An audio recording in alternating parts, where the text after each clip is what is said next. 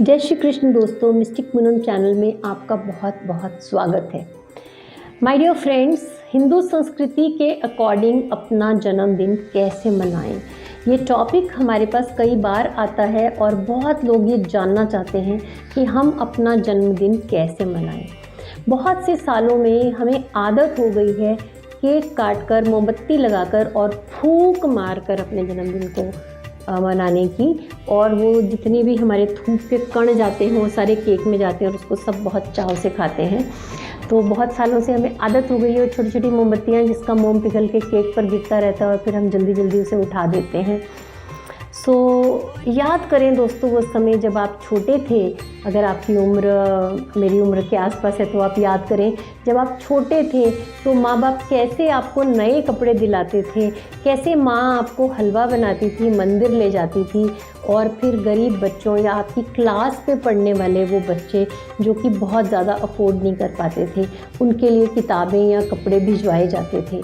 और वो बच्चे आप टॉफ़ीज़ कुछ ले जाकर अपना जन्मदिन मनाते थे और कोशिश रहती थी कि हम पेंसिल, पेन, किताब, कलरिंग बुक्स या टॉफ़ीज़ बांट के अपनी क्लास के बच्चों को हम कितना इतराते थे। बात करते करते ये अपने आप कविता बनती जा रही है, मैंने सोचा नहीं था।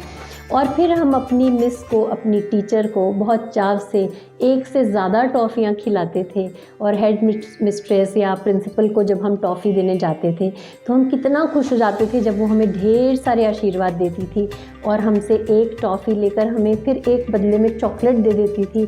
तो ऐसा लगता था कि हमें दुनिया का खजाना मिल गया। माय डियर फ्रेंड्स, हम वो बर्थडे मनाते थे, क्यों भूल रहे हो आप अपना वो जन्मदिन। इसके अलावा माता पिता शाम को हमें मंदिर ले जाते थे, हम स्कूल नहीं मिस करते थे, हम पार्टी नहीं करते थे, हम मॉल में जाके पिज़्ज़ा बर्गर नहीं खाते थे, और माँ ही जो पूरी हलवा और जो हमें खाना बनाकर खिलाती थी वही हमें बहुत बड़ा पकवान और बहुत बड़ी पार्टी लगता था। घर में जितने लोग बधाई देने आते थे वो सब उस मिठाई को, उस हलवे को बहुत चाव से खाते थे।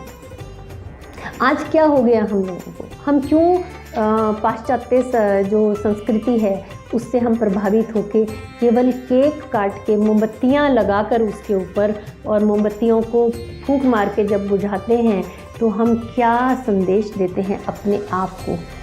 हम क्यों सोचते हैं कि जीवन ख़त्म होता जा रहा है। जीवन ख़त्म होता जा रहा है, ये फैक्ट है, लेकिन जितने दिन हमने, जितने साल जिए हैं उसको हम खुशहाली हमने जिए हैं, हमने ग्रैटिट्यूड में, शुक्राने में जिए हैं। परमात्मा ने हमें बहुत दिया है।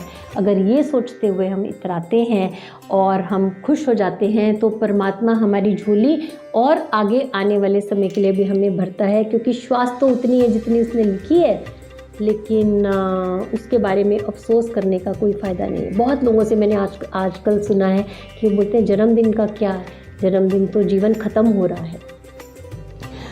हिंदू संस्कृति के अनुसार, अब कविता हो गई तो बात करते हैं हिंदू संस्कृति के जन्मदिन कैसे मनाएं और क्या करें। तो बहुत सारी चीज़ें तो मेरी कविता में ही आपको समझ आ गई कि हमें क्या करना चाहिए। नए कपड़े पहनने से नया उत्साह रहता है, नई वाइब्रेशन आती है, अच्छा लगता है तो ज़रूर पहने नए कपड़े।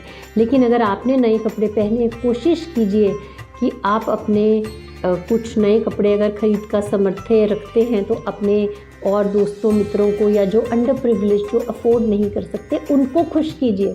जो कर सकते हैं, रिटर्न गिफ्ट के नाम पर जो हम महंगी चीज़ें ब्रांडेड लेके आते हैं उसकी वैल्यू नहीं है, क्योंकि वो उसकी अलमारी में एक टी शर्ट पड़ी रहेगी एक कोने में कि ये भी आई थी और सबको मिली थी, तो उसके लिए वैल्यू नहीं होगी। लेकिन वो लोग जो खरीद नहीं सकते उनको आप कुछ खरीद कर दीजिए, उनको आप खुश कीजिए। किसी एक बच्चे की पढ़ाई स्पॉन्सर करना चाहते हैं तो वो कीजिए।